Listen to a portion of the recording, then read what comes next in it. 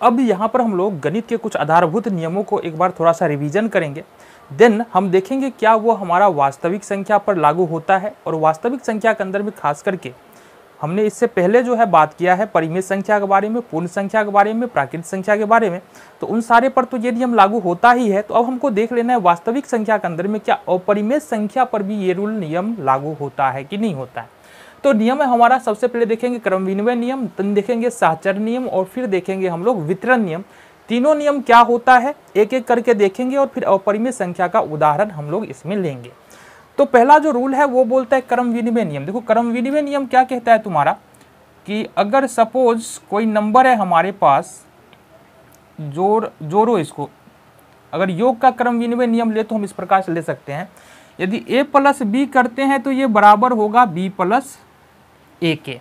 ठीक है, ये क्या होता है हमारा क्रम विनिमय नियम। अब उदाहरण से देखेंगे। सबसे पहले हम देख लेते हैं कि पूर्णांक के लिए क्या है, पूर्णांक के लिए सत्य है। तो यहाँ पर हम लेते हैं 3 + 2 और ये जोड़ेंगे तो 5 होगा। इसी तरह से अगर हम यहाँ से उल्टा करके जोड़े 2 + 3 तो ये भी हमारे पास कितना होगा 5।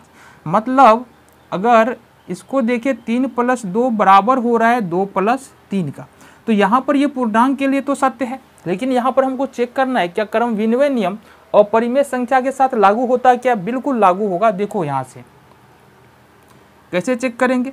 देखो 2√3 है हमारे पास और दूसरा है हमारा 3√2, 3√3। ठीक है, अब अगर इसको जोड़ते हैं तो क्या होगा, 2√3 है 3√3 है, जोड़ेंगे तो ये कितना होगा 5√3 होगा। इसको उल्टा करके जोड़ो, यहाँ पर 3√3 पहले रख देते हैं और 2√3 यहाँ पर हम बाद में रख देते हैं। अब जोड़ते हैं फिर से कितना हो जाएगा 5√3। तो मतलब अगर संख्याओं का क्रम हम बदल देते हैं तो एडिशन पर किसी प्रकार का प्रभाव नहीं पड़ता है। कहने का मतलब क्रम विनिमय नियम हमको यही बताता है। इसका मतलब 2√3 + 3√3 ये बराबर होगा 3√3 + 2√3 के। ठीक है, ये हो गया दूसरा उदाहरण। तीसरा उदाहरण भी देख लेते हैं। यहाँ पर सपोज हमारे पास एक नंबर है √3 + 2, इसका जो वैल्यू होगा ये बराबर होगा 2 + √3 के। तो ये होता है तुम्हारा क्रम विनिमय नियम जो अपरिमेय संख्याओं पर भी लागू होता है। दूसरा होता है साहचर्य नियम। अच्छा, ये क्रम विनिमय नियम जो था ना, ये किसका था, जोड़ का। अगर हम बात कर ले क्रम विनिमय नियम में गुना का, तो गुना पर भी ये काम करता है। जैसे कि अगर हम गुना कर दे AB = BA तो ये क्या होगा बराबर होता है हमारा।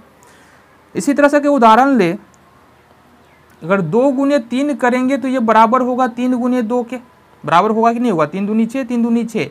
इसी तरह से अगर हम यहाँ पर देखें 2√3 और गुने 3, ये बराबर होगा 3 × 2√3 के। देखो यहाँ से 2 × 6√3 हो जाएगा और 2 × 6√3। तो कहने का मतलब क्रम विनिमय नियम यहाँ पर अपरिमेय संख्या के गुना पर भी लागू होता है और जोड़ पर भी लागू होता है।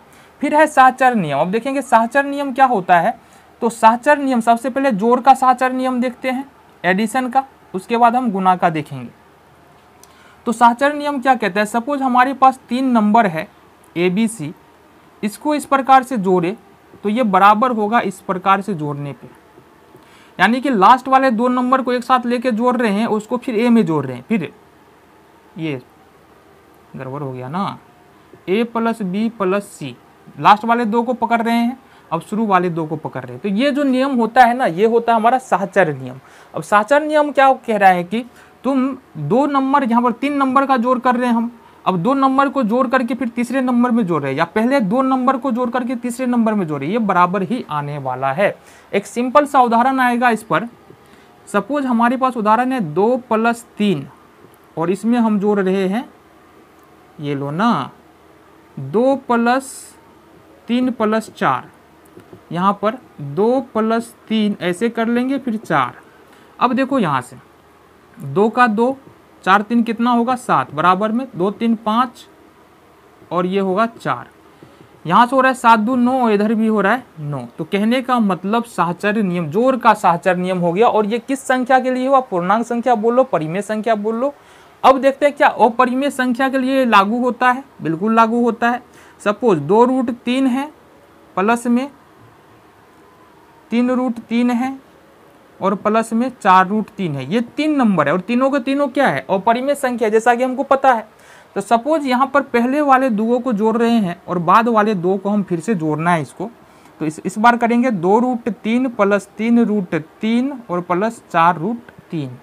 तो लास्ट वाले दो को एक साथ यहाँ पर जोड़ने वाले, जोड़ के देखो 2 3 5√3 और प्लस में 4√3 हो जाएगा, बराबर में यहाँ से 2√3 और प्लस में 4 3 7√3 हो जाएगा।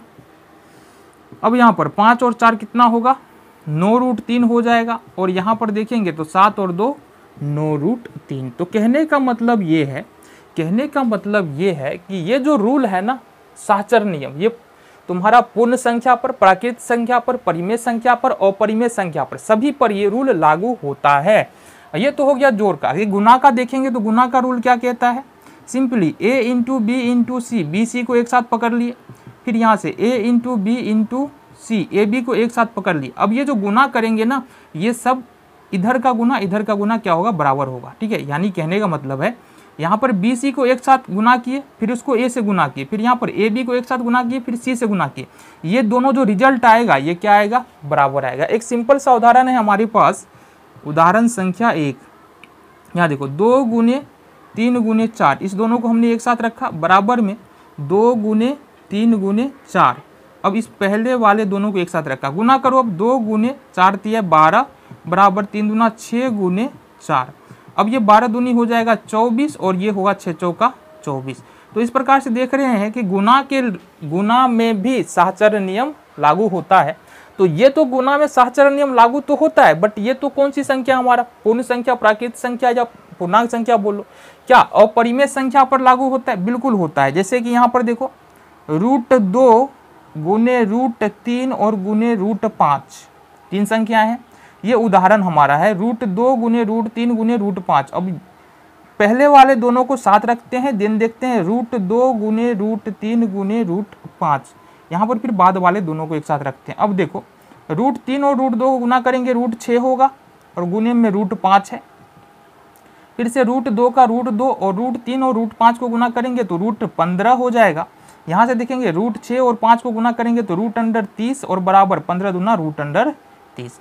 तो यहाँ से स्पष्ट है यहाँ पर कि जो साहचर्य नियम है वो पूर्ण संख्या, प्राकृत संख्या, परिमेय संख्या और अपरिमेय संख्या सारे पे लागू होता है। तो कुल मिला के यूँ कहे कि हमारा क्रम विनिमय नियम, साहचर्य नियम, ये दोनों नियम अभी तक जो हमने देखा है यह वास्तविक संख्याओं पर लागू होता है। अब जो तीसरा नियम है वो हमारा वितरण नियम है। और वितरण नियम बहुत ज़्यादा जरूरी है क्योंकि अलजेब्रा में हम लोग बहुत उपयोग करते हैं, बट कई बार ऐसा होता है उनको पता नहीं होता है क्या होता है वितरण नियम। देखो वितरण नियम क्या होता है, सपोज हमारे पास एक नंबर है और कोष्ठ में 2 और नंबर है। तो वितरण नियम में करते क्या है, ए को बी से गुना किया, फिर बी को सी से गुना किया। ये जो रूल है ना ये कहलाता है वितरण नियम। वितरण नियम सारे नंबर्स पर लगता है, तुम्हारा चाहे वो पूर्ण संख्या हो, प्राकृतिक संख्या हो, अलजेब्रा की बात कर ले, या फिर हमारा परिमेय संख्या हो, अपरिमेय संख्या हो और वास्तविक संख्या, सभी संख्याओं पर वितरण नियम यहाँ पर लगता है। देखो यहाँ से उदाहरण के तौर पर देखिए, यहाँ पर 3 है, 4 + 2 हो जाएगा। तो ये 4 तिया 12 और प्लस 3 दूनी 6, 12 6 18, ठीक है। यहाँ से डायरेक्ट भी कर सकते हैं, 4 2 6 3 का 18, सिंपल है। एक सिंपल सा उदाहरण हम लेते हैं, जैसे 2√3 है अपरिमेय संख्या में, यहाँ पर √5 है और प्लस √7 है। तो इस यहाँ पर वितरण नियम कैसे प्रयोग करेंगे, तो सिंपली यहाँ पर करना क्या है, तुमको 2√3 को √5 से गुना करो, कितना होगा 2√15 प्लस है, प्लस लेंगे, फिर 2 और इसको 2√3 को 7 से गुना करो तो ये हो जाएगा 2√21। तो ये वितरण नियम का प्रयोग हम लोग इस प्रकार से करते हैं। और वितरण नियम भी क्या होता है, वास्तविक संख्याओं पर लागू होता है। क्लियर है बात। एक सिंपल सा उदाहरण देखो, वितरण नियम यहाँ पर सपोज 2x है और 3m + n है। यहाँ पर वितरण नियम के अनुसार देखो क्या होगा, 2x को अगर 3m से गुना करेंगे तो 3 दूना 6, क्या हो जाएगा 6xm और प्लस में 2xn। ये है तुम्हारा वितरण नियम। और वितरण नियम बहुत ज़्यादा जरूरी हो जाता है अलजेब्रा के नज़रिए से भी, और ऐसे भी अगर तुम देखना चाहो तो गुना में तो बहुत ज़्यादा ज़रूरी हो जाता है, अलजेब्रा में बहुत ही ज़्यादा ज़रूरी हो जाता है। तो यहाँ पर हमको बात करना है कि योग तत्समक क्या होता है और गुणन तत्समक क्या होता है। देखो यहाँ पर देखेंगे किसी भी संख्या का योग तत्समक 0 होता है, योग तत्समक 0 होता है। अब योग तत्समक का मतलब क्या होता है? योग तत्समक का मतलब होता है कि किसी भी संख्या में यदि हम वह संख्या जोड़ेंगे तो हमको वही संख्या आना चाहिए। 0 में a जोड़े a आ गया, मतलब 0 जो है किसी भी संख्या का योग तत्समक है। 2 में हम 0 जोड़ेंगे 2 आएगा, ठीक है। √5 में यदि हम 0 जोड़ दिए तो √5 आएगा। तो ये इन सारी संख्याओं का योग तत्समक कितना है? 0 है। दूसरा जो हम पढ़ना है हमको, गुणन तत्समक क्या होता है? तो किसी भी संख्या का गुणन तत्समक 1 होता है। किसी भी संख्या का गुणन तत्समक कितना होता है? 1 होता है। क्यों 1 होता है? जैसे 1 को यदि a से गुना करेंगे तो a हो जाएगा। 2 को यदि a से गुना करेंगे, 2 को बोल रहे हैं। यदि 1 को 2 से गुना करेंगे 2 हो गया। 1 को यदि हम √3 से गुना करेंगे √3 हो गया। तो मतलब 1 को योग गुणन तत्समक इसलिए कहा जाता है क्योंकि यहाँ पर किसी भी संख्या को 1 से जब गुना करेंगे तो हमको वही संख्या मिलने वाला है। एक और होता है तुम्हारा जीरो प्रॉपर्टी, 0 का गुण। अब ये बहुत ज़्यादा महत्वपूर्ण होता है। हमको पता है 0 का क्या गुण होता है। किसी भी कोई भी संख्या दुनिया में उठा लो और उस संख्या को यदि हम 0 से मल्टीप्लाई करते हैं तो हमको क्या मिलने वाला है? 0 मिलने वाला है। तो देखो यहाँ से